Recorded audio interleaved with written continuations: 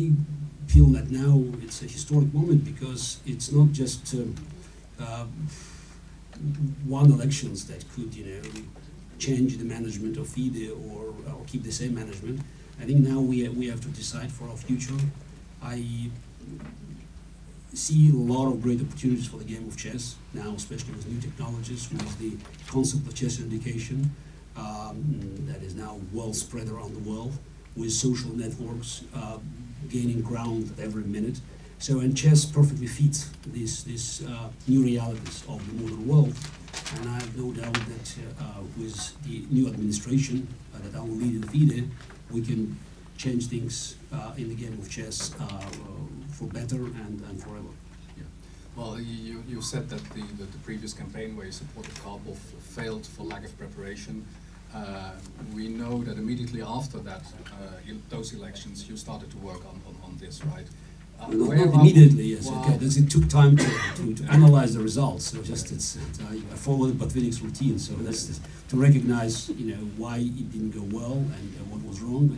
But actually, it was quite easy to identify that campaign 2010 was short-lived. So it was very much based on the hope that Anatoly Karpov could get support of the Russian Chess Federation because elections took place in Russia. So when this support was not received, and to the contrary, the Russian Chess Federation vehemently supported the incumbent. I don't think we had much of a chance because some journalists will remember what's happened in the whole Khanty-Mansiysk. So we're just a part of other irregularities. Even microphones have been cut. So naturally, elections in Tromsø would be carried in a very different atmosphere. Now, I remember those microphones being shut off. This is not going to happen here. And I would like to invite you to ask questions. Anyone who has questions, please introduce yourself, which newspaper or which medium you're reporting for. And then Garry will be happy to answer those questions.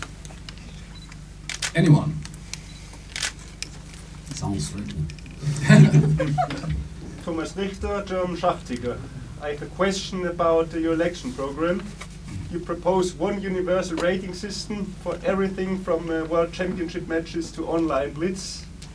I wonder about the implications. For example, if someone falls a few rating points short of qualifying for the candidates event, could you compensate for that playing blitz on the internet all night long? Look, naturally, such grandiose plan will require a lot of preparation, and this cannot happen overnight. And there's still, many nuances to be fixed. So definitely, you're talking about extreme situation because if we win and we implement the plan, online blitz will be the last segment of this proposition. I think the first and utmost importance is just to make sure that every professional game which is played on board, including rapid chess and blitz, should be included in the same system. Since I find it absolutely ridiculous that the game which decides the World Championship match, and technically blitz can decide, and rapid already decided twice. These games simply do not exist in the rating system. There's no reflection. So if you look at the rating system, you will not find how Kramnik beat Topalov and how Anand beat Gelfand, because these games are not rated.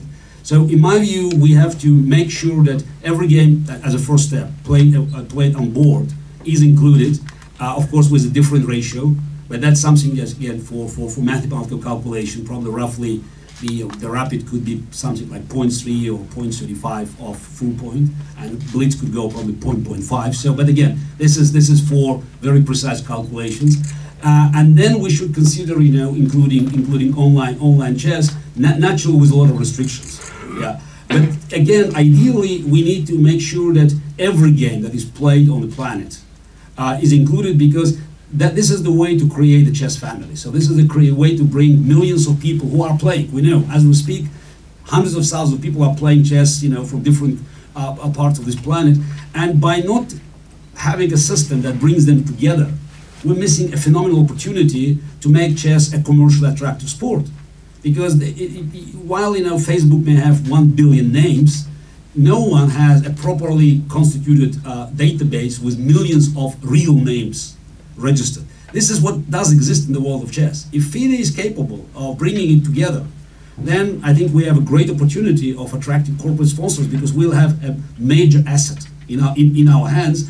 And I think it will, it will also bring benefits not only to FIDE as the main body in the world of chess, but also to every national federation. What is needed is just to make sure that we can start bringing people together, and federations will become much stronger, because they will be rallying support from not from thousands or tens of thousands of people, but from hundreds, thousands and millions. And again, the universal rating system is the most comprehensive reform that I'm suggesting.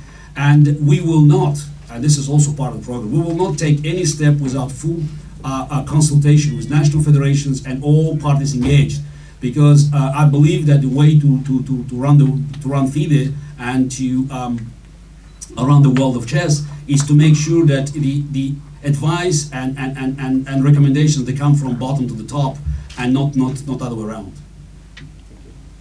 So in fact you imply that this is an ambition, and how it has to be fulfilled is something entirely different. Yes, I think that as for rapid and blitz, it's almost elementary, because with this computing power we have today, just to calculate every game is just it's not taking much of a time or efforts. Basically, you have to make sure that the games are entering. So that's why I think the first stage may happen quite fast, and again, it will be in full cooperation with national federations, because we know that some of them have their own rating systems, and some of them may see it as a potential danger for their income. Naturally, we'll be negotiating and making sure that they will fully compensate it for the potential losses. Again, we're not going to do anything that will hurt national federations, because that's one of the major problems with current FIDE. FIDE has been built in 1924, 90 years ago, as the sort of the body to help federations to work together, like confederation. Since then, FIDE has been transformed in a vertical system where the head office is just dictating federations what to do. And I think we should have to go back to the original roots. So the way to run FIDE is to make it horizontal, not vertical, which means that you have to look for very creative means of bringing together different federations from regions based on their cultural, language, and whatever elements that bring them together. And I think that making sure that FIDE will execute the will of the majority of the federations and will work, in very close cooperation with each of them. I think that's a top priority. And again, we understand that this election will be very bitter elections, and there will be a lot of fights and bad blood. But after next minute, after I win the elections, I'll be happy to work with any federation that is having good ideas and is willing to contribute to the new vision of the world of chess. So I think that will be my duty. And again, in the future world of chess will not be built upon loyalty, but upon the quality and professionalism. Thank you. Anyone else? In that way, how important is the world title of Magnus Carlsen? I think that having the world champion who is so popular with the press and so friendly with the media, I think it's a dream of any FIDE president. And of course, if president knows how to use it and has capacity of promoting the game in the places where Magnus Carlsen is popular. We saw his first tour was in Silicon Valley, where he met with all key people or captains of the industry. So naturally, it offers great opportunities, and I'm thrilled that Magnus is a world champion now, and it's not just due to personal relations. It's a very professional evaluation. So if I win the elections, again, I couldn't have dreamed of a better world champion to help me to promote the game. Thank you. Hans Klippers, Algemeen Dagblad. How do you see your chances to be the new president? I think my chances are improving every day. Yeah. So I have been working a lot, and just started, as I already mentioned, quite some time ago. I've been working with the plan of creating my team and starting the campaign for almost a year. Look, we have a team. It's a very strong team. We have a program. We have a good backing, both political and financial backing. So the opposite side, by the way, is yet to present a ticket, a plan. I still don't hear any reason that why Mr. Ilumzhinov is planning to stay in the office for another 4 years. So he had 19 years to accomplish whatever he wanted to accomplish, and it seems that definitely, if we're not going to discuss the whole 9 years, definitely the last 4 years after his big promise in Khanty-Mansiysk were failure, and that's what I hear all over the world. So I'll be very interested to hear the arguments, not just the same tune, the same music that we will do this and that and we'll do it next day. So we would like to see what is really proposed to make sure that the game of chess could be elevated to a new level. Well, in addition to this, Garry, I might ask you. I mean, you're in touch with lots of federations. You're traveling all over the globe. Still, when I speak to players, I often realize that there's some cynicism. They say, well, whatever he's doing, it's going to be the same like last time again. How are you going to explain to the players that things are different this time? I mean, are you going to make a special effort? I have to explain to the players. I understand that I have an election with 176 votes, and the players do not vote. This is something I learned from Mr. Ilumzhinov, and actually from Campomanes. So I'm dealing with those who vote. Okay. Yeah, and unfortunately, this is very unfortunate. Let me emphasize it. Most of the players you are talking to, they are Europeans. They don't know what's happening outside of Europe. There's very little idea of what's happening in Africa or in Asia or in Latin America. So I visited more African countries, during the last 2 years than Ilumzhinov for 19 years. Yeah. And from here tomorrow, I'm flying to Africa. I have my next African tour. I'm visiting Senegal, Ivory Coast, Ghana, Nigeria, Tanzania, DRC, Angola, and South Africa. That's I have quite a lot of experience on the ground, especially from Africa and Asia. And I could hear this, this cry for change. And in some places, people do not have any animosity toward FIDE administration, especially in Asia. They had very good working relations over these years, but it's time to change. They see great opportunities ahead of them, and they recognize that with this current leadership of FIDE, they will never have a chance to enjoy these new opportunities and to make sure that their federations will benefit. As for Africa, there were many promises made over years. Nothing happened. While Kasparov Chess Foundation in Africa, that was opened just 2 years ago, did more for chess. We raised more money for African continent than FIDE for 19 years of Ilumzhinov's rule. So people look at this and they just recognize it's real. So we already have support of major federations like South Africa, where we recently won the elections.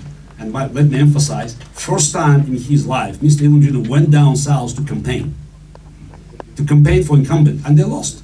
I think that's a message. He was there in December and campaigning for at that time the president of the federation, and in January we won these elections. We have support of Nigeria, we have support of Kenya, so we definitely have a lot of support that we did not have 4 years ago, and that's a huge difference. Because this, we are demonstrating that this elections is not just about top professional players, not about few European federations. The support for my campaign comes from the places where people want to change things. People want to promote the game of chess, and I'm very comfortable with this support growing both in Asia and Africa. And of course, I still count on European support because there's a lot of things that can be done here in Europe. But the European players and federations should recognize that the 176 votes around the globe right now currently. Actually, the 180 federations, but the 176 will vote. So just to make sure, not to think that I'm not counting correctly. Yes, the 180 members, but there will be 176 votes cast in Tromsø. Yeah, and you believe that the trust of the players will come automatically. No, it's not automatic. Again, I think it's this what's happening with many players and also with many European federations. They just don't believe change can happen because they have very little experience of the outside world. And again, I know that some of the European federations, they are skeptical because they're tired to be on the losing side. So it's very important to show to them that support comes from other quarters, and soon they will recognize that, it's this time is very different. Okay. Gert Littesbrink, I'm writing for the Post now. When Bessel Koch lost in 2006 against William Ginot, he said that it was impossible to win the elections with fair play. Do you agree? No, it was.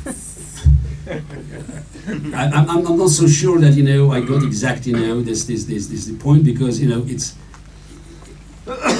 fair play offers you fair chances. So this is definitely what's happened in 2006, and in less but still pretty bad in 2010 was nothing but fair play.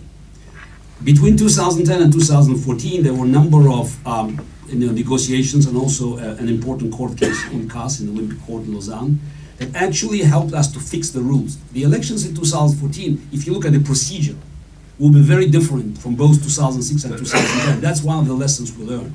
For instance, the most important thing approved by FIDE Congress in Tallinn, after the recommendation of Olympic Court in Lausanne and long negotiations between my lawyers and FIDE management, ended up with a very, very strict rules for the voting procedures.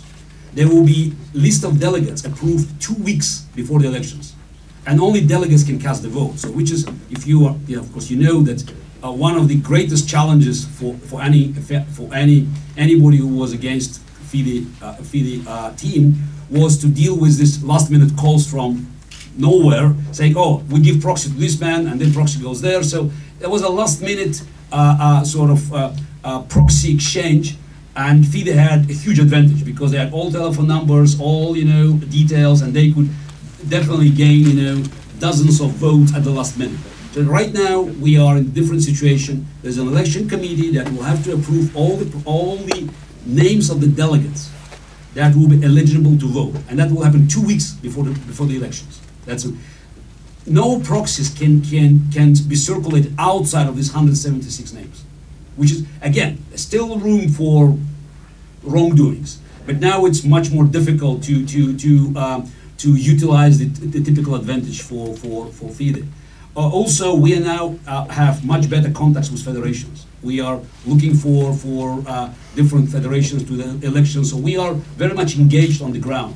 So I'm not telling you that we can change everything we want, but this is not like 2006 and 2010 when many federations we didn't even know the name of the person. So I would say that probably by the time of the elections I will know many people who vote by first name.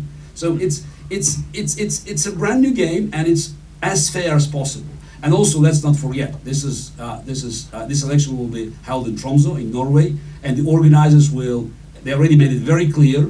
They will guarantee its level conditions for both sides, and I think we can trust Norwegians that they will do it. Also, Norwegian government did something very important. I'm really grateful for this decision, which also eliminates one of the strong cards held by FIDE, especially in 2010 elections. It's so-called free tickets for federations in exchange for other favors. The Norwegian government allocated 600,000 euros, and I want you to actually write it down, because FIDE has been spreading the rumors that they will cover the tickets. This is, of course, lie, because everything will be covered by the Norwegian government.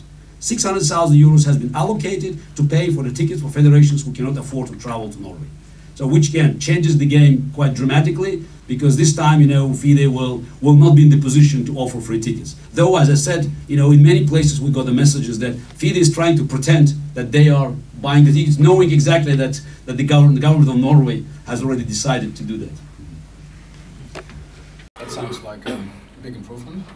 Look, again, we're getting as close to fair play as possible. So again, elections still elections, but what's happened in 2006 and 2010 gave us a pretty good idea how unfair could be the game. And we know a lot of tricks that have been used, and at the best of our ability, we eliminated most of them. And I think we will be running a pretty squared campaign in Tromsø, and I expect that it will offer us quite a dramatic advantage, because the opposite side is not used to play, with equal number of pieces.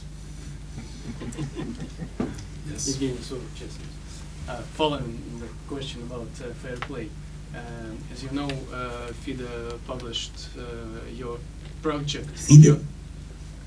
I don't know who. Okay, that's you said FIDE. Okay. Sorry. I agree with you, but that's not. Yeah. I wish you have a proof.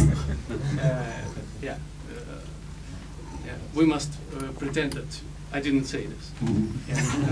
You said it. I didn't. Somebody published the project of your contract with Lyon, and yesterday it was published on your website, already final version. So how could you comment on this situation? Well, first of all, I have to point at the fact that the call for transparency and honesty came from anonymous source and using stolen documents. That's very much the style. So, but maybe we should explain for some of the other journalists that this was the draft of, yes. an agreement between you and Lyon, who is your Asian yes, team member. Actually, it was accompanied by further lies because on the FIDE website there was a statement from Mr. Freeman, FIDE treasurer and executive director, also quite a unique combination. I still don't understand how it can be executive director and treasurer at the same time, but that's the way FIDE works today. Denying this, that the FIDE server, or somebody from FIDE actually took the document from Mr. Leong's mail. Again, there's no forensic proof that they did it, but it's quite ironic that the only version of the document, and you can understand that there are many others of them because it was just the beginning of negotiation, and it took much longer to come up with a final version, which you could see and we published yesterday. But this is the only one that was available for this anonymous source, and this is the only one that was erroneously sent by Morten Sand to Ignatius Leong's FIDE account. But again, from my perspective, what's happened, it's all for the best, because we had an opportunity to demonstrate that transparency for us is not an empty sound. We have nothing to hide. So we publish all the documents, so I'm very happy to answer any question, because we did nothing wrong. And hopefully some people who understand how the Kasparov Chess Foundation operates in the United States or elsewhere will recognize the fact that we are transparent, we're open charity organization that operates by American law or by Belgian law here or by South African law in Johannesburg, and we have to fulfill the requirements of the tax authorities.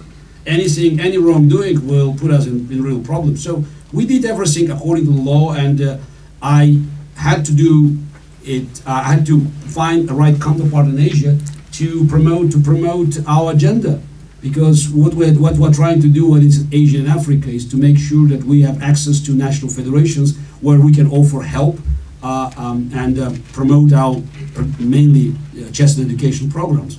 So I feel very comfortable. I have nothing to hide. What I expect now is FIDE actually to do the same. There are a lot of questions to ask, not about just transactions, but about public money, for instance. I have a long list of questions that we'll be asking about different contracts with CNC, contracts with Aegon, and I'm afraid that after we win, we'll find out so many landmines planted over years, which are threatening the integrity of the whole organization. So I'm quite confused to hear when FIDE officials are talking about integrity, honesty, and transparency. So I wish they will follow our example and will publish every document that is relevant to both to management of FIDE and also the campaign. And one more point, I hope that they will stop using FIDE website for campaign. This is something that I think and I hope the journalists will help me to actually carry the message. We have to understand this is not Garry Kasparov and his team against FIDE. This is Garry Kasparov versus Kirsan Ilumzhinov, and Kirsan Ilumzhinov doesn't own FIDE. Stop using these words. FIDE did no. It's a Kirsan Ilumzhinov's campaign, and we have to teach them to separate these things, to separate the FIDE website from their campaign purposes. They cannot use it for publicizing support of national federations. They have to do their own website. They cannot use FIDE money to pay for the trips of FIDE officials to the Pacific or other regions to campaign. And I think it's, again, if we are talking about transparency, I will be very happy to hear who has been paying FIDE officials who are traveling now around the world to Jeffrey Borg, to Aline Hart, who's paying for them? They're campaigning, they're asking for federations to give them votes, and I believe, still believe, they're paid by FIDE, which is wrong. So we are quite comfortable, you know, just to be absolutely open and transparent in any aspect of our operations, because as I repeat, it's the things that the money that they're raised, they're raised officially by my sponsors, my donors. They know how money is being used, and we expect reciprocity from FIDE. Anyone else? In the fall of the... Sorry? Introduce yourself. My name is Allard Hoogland. I'm with the New Chess. In the fall of this year, Magnus Carlsen will have to defend his world title.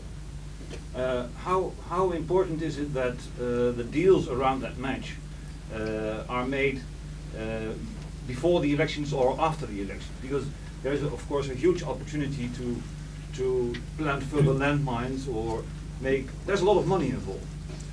No, it's thank you very much. It's a very important question, and that's one of the big concerns for my team, both legal and financial. It does happen, not very often, does happen that in democratic institutions, the historic decisions or long-term contracts signed in the election process. What in our view must be done is that our team, legal team and my representatives should be informed about negotiation which will be concluded in the next 2 months. We do not have executive power to decide, but we must be informed about the contracts, about all the conditions, because there is a very good chance, let's say even 50-50 chance, that we will execute the contract. Because the match will take place in November, after the elections, and negotiation will be concluded in March, before the elections. So again, we expect FIDE to recognize these realities and not to use this negotiation as a political or a tool to jeopardize our future administration, providing a win in August, and we'll be dealing with something that might be, you know, quite outrageous. I think the chances for FIDE doing that are small because we have Magnus Carlsen and his team. They are quite experienced, and I don't think they will allow any deals to be made on our back. But still, you know, I think it will be absolutely natural for FIDE to invite my representative to observe the process and to be aware about the conditions of the match, because I feel that the first match where Magnus Carlsen is defending his title could offer us phenomenal opportunities to promote the game. We saw already the effect of his victory in India, and I have no reasons to believe that that the second match will offer us less rather than more chances to promote the game. Well, the rights to the World Championship, they are being held by Aegon. We know pretty little about Aegon. How much do you know about Aegon that will make this situation clearer? I know, unfortunately, too little about Aegon, as I mentioned about CNC contract, and I think it's absolutely outrageous.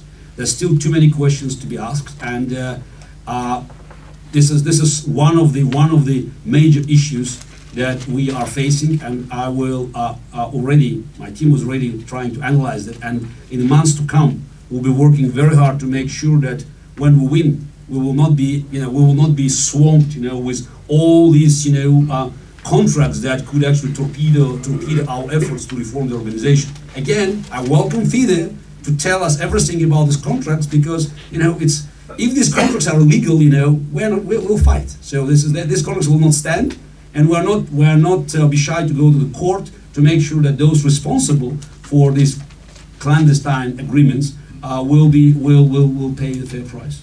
Yeah. And looking forward to that match, Aronian will be the best candidate. Are you impressed by its play in Vikings? Magnus Carlsen will play the match against the winner of Hantelmann's candidates. Yeah. And again, we know that it's even the most impressive play prior to the candidates does not guarantee success.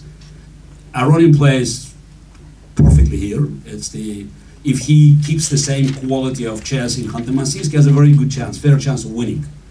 But let's not forget, again, I'm not trying to take one side or another, and just, I'm not rooting for any player. I'm running for the president, so I will deal with anybody who wins the tournament and who will face Magnus Carlsen in November.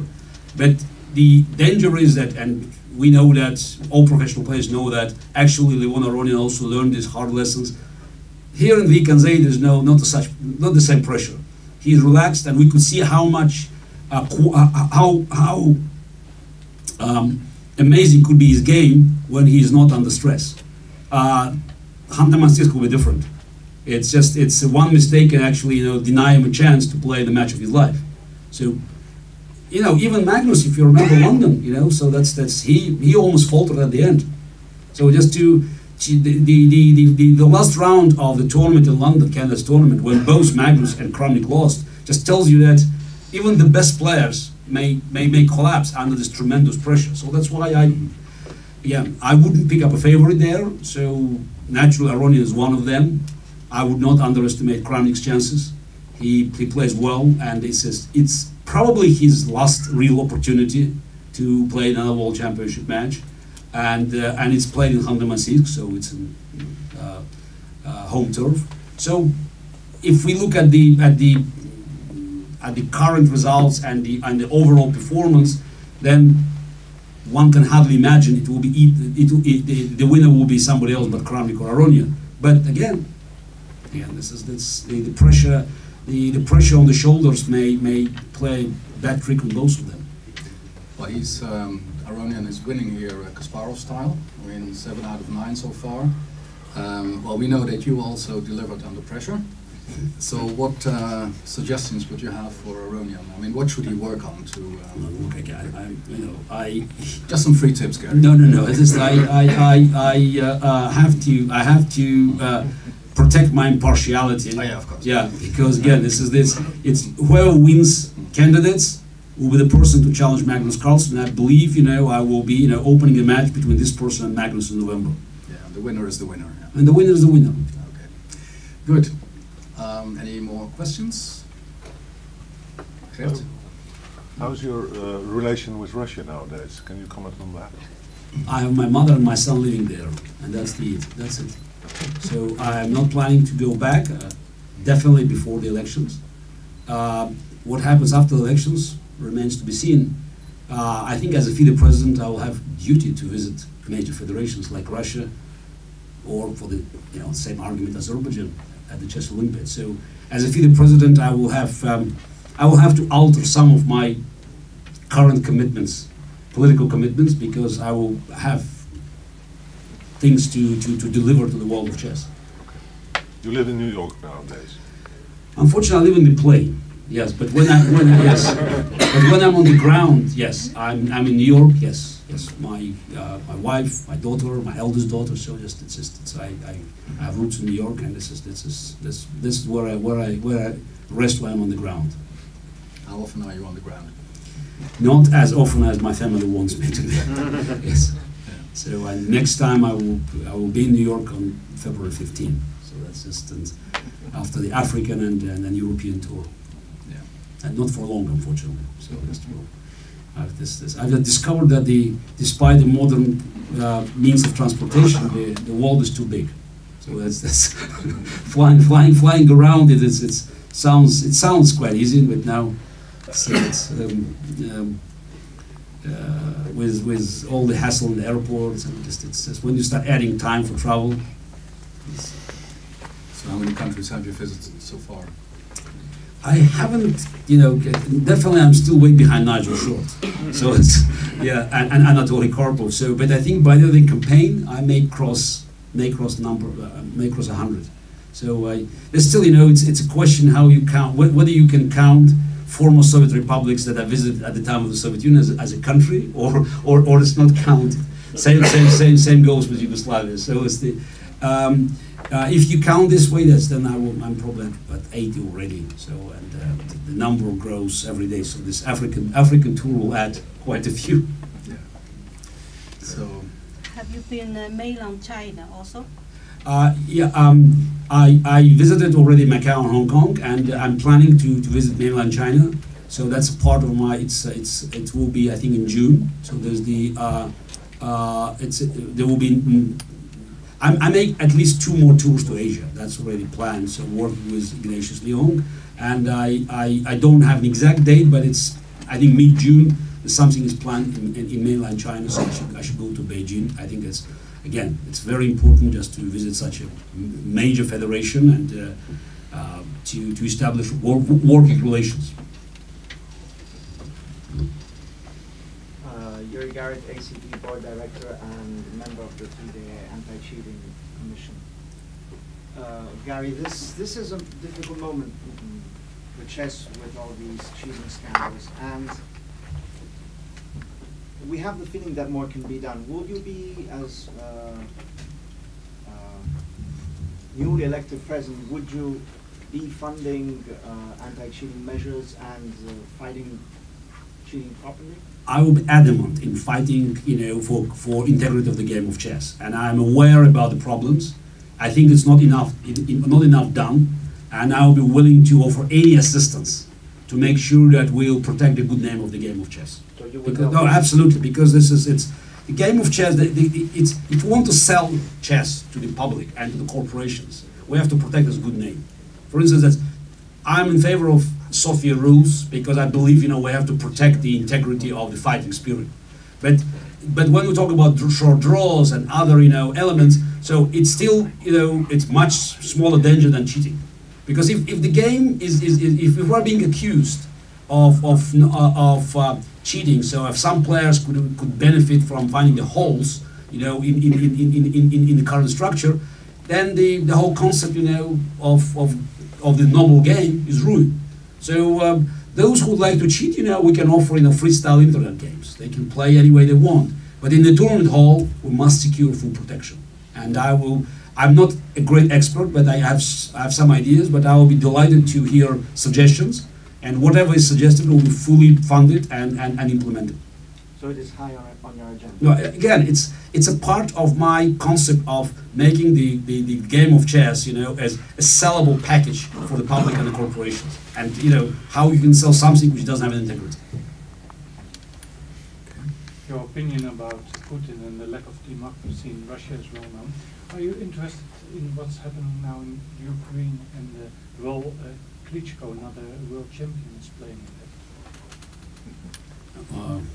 Yes, of course I'm interested. Yes, and I hope that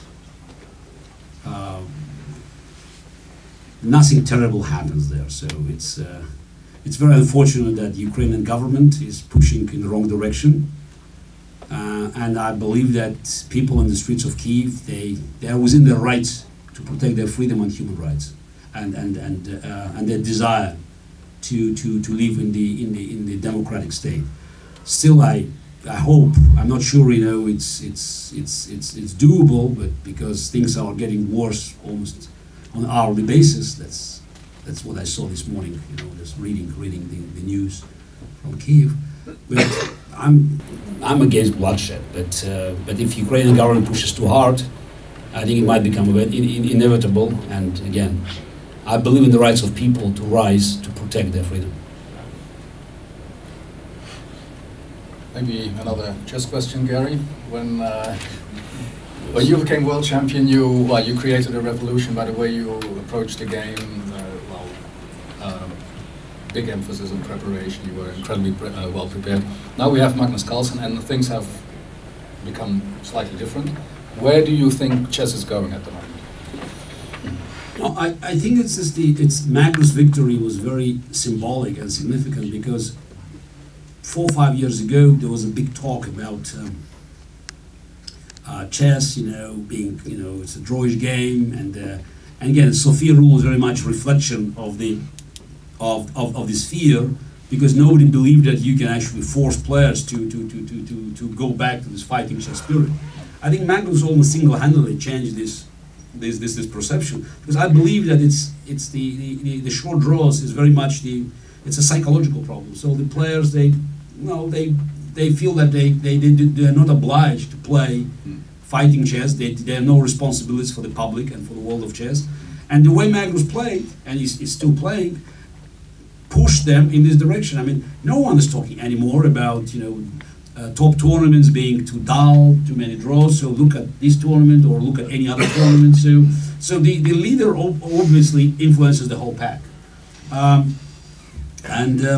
The way he plays, you know, offers us, you know, hope that even without drastic reforms of, you know, this reshuffling piece in the opening position, we still can go on for quite a few years with a classical chess, and people can still enjoy it very much. So I think I'm really grateful for Magnus just for being such, you know, such an inspiration for many players. Yeah. Well, we're watching the Tata tournament here. We mentioned Aronian. Who are the other players that make a good impression on you? Well, are there any ones that you are following particularly? Oh, I can't pretend that, you know, I studied every game, so I just look at the games that are around. But it's very hard to actually to look at other players when somebody's shining. So that's why, because Aronian is doing so well that again, just everybody else is just behind him in the shadow. So again, Caruana is catching up, but again, Aronian is quite impressive. So that's what I can say. Yeah. To nonetheless single out one player as you worked with him before, any comments on Nakamura's result here? It allows a result. So, and I just had a word with him. And he said Zurich will be better. So I wish him good luck at Zurich. So it's again, we worked quite a few years ago, so keep good relations. But I'm quite surprised that, you know, just probably he pushed too hard. So in particular, I was quite surprised by his game was one really. So he had very good position and he just blew it up for no good reason. Do you have any comment on Anish progress? He's making progress. Again, I'm sure he probably wants more. So I mean, he hasn't lost a single game in the tournament, but I wish he would be a bit more aggressive in his approach, so or ambitious in his approach. Mm-hmm. So just trying to figure out which game he hasn't won here. That was completely winning. It was white. Gelfand. One game here, just I remember that. Gelfand. With Gelfand, yes. That's something that was just, you know. Yeah, of course, yes. This is the end game, yes. Yeah. I remember because I just actually switched on my computer and just that was one game D5, which was just. I mean, you know, this is funny because I think if he played Blitz game, he would have played D5. This is something that, you know, just you don't have to think. So because this is something that you do with your hand. So yes.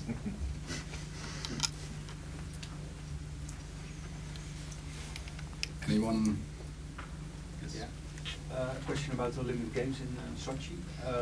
The Dutch government will send a huge political delegation to the Olympic Games in Sochi.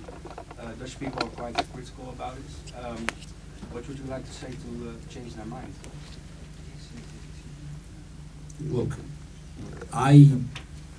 from the very beginning, I had a very simple approach for the foreign leaders. So that's just don't go there. So I was against the boycott because I think the boycott is just a political tool to cover the politicians for their cowardice, and it's at the cost of the athletes. As somebody who has been professional athletes for 3 decades, so I couldn't approve it. So I believe that, you know, the politicians had to stay away, definitely from the opening ceremony.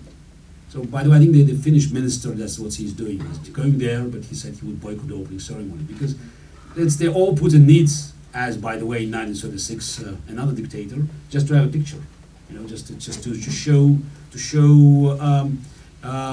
foreign leaders, you know, crowded behind him when he opens it. I wonder whether the Holland, being the only country sending such a massive delegation, had anything to do with Putin's decision to release the Arctic Sea crew members and also to release the ship. I wonder whether these things are connected. So I may assume that the connection is there, but again, I don't know. So I don't want to blame anybody for making deals. But it's quite surprising that Holland is the only country, while every other major leader in Europe declined an invitation. Also, I hope that Sochi Olympics will go without major accidents, because I'm not sure that constructions for Winter Olympics in Sochi are adequate. Again, I wish all the best for the athletes, that they will avoid the worst. But I believe there will be a lot of logistical problems, and I'm not sure that they can be resolved, because most attention is paid to the security, and the way security is handled in Russia guarantees that everybody else, will be suffering huge discomfort. So there are already many restrictions on movements of fans, and of course people who live in Sochi, the Sochi inhabitants, they are suffering greatly, because they are just, for them the city turned into some sort of concentration camp where they cannot move from one part to another. So the bottom line is, what is happening in Sochi now, what will be happening in Sochi soon, is anything but the sport holiday. So this is not a joyful event. This is something that is being kept under heavy protection, with massive violations of the human rights of those who live there. We know that the ecosystem in Sochi, the college, has been totally destroyed, and it's, for decades it will people who live there will be suffering from that.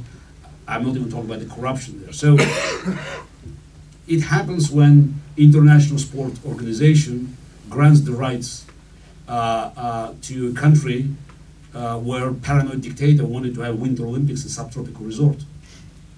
If you look at the Russian map, you have to work really hard to find a place where there's no snow in the winter. Yeah, Sochi is just one of the very few locations where you're still dealing with something like +10 temperature in February. Anyone for a last question?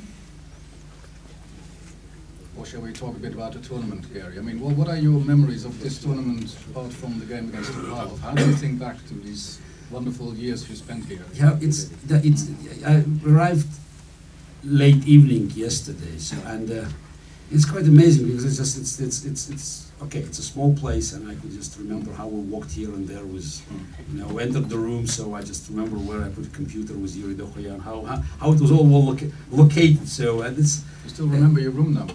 No, room was okay. It was always 07, so it's this time it's 405. But it's the arguably it's probably the luckiest place for me on the chess map. I played 3 tournaments here, and I won all of them, including a Blitz one. So that's a 4th one. So that's the and it's just, and I played all the best players here, and the only 2 games I lost here, it was to Sokolov and Bosboom. So this is, but Bosboom and Blitz, actually, having 8.5 out of 9, making draw with Kramnik, winning all other games. You'll never forget that name. It's hard to, because you just had all the players, Kramnik, Swidler, Ivanchuk, and Ant. So this is and 8.5 out of 9. Okay, well, Garry, it's great to have you back here, and yes. Thank you very much. Thank you very much. Garry will join the live commentary later. He will also do a signing session with books. So don't go away, and thank you for your attention. And we move to the next stage, yes? We move to the next stage. Thank you very much.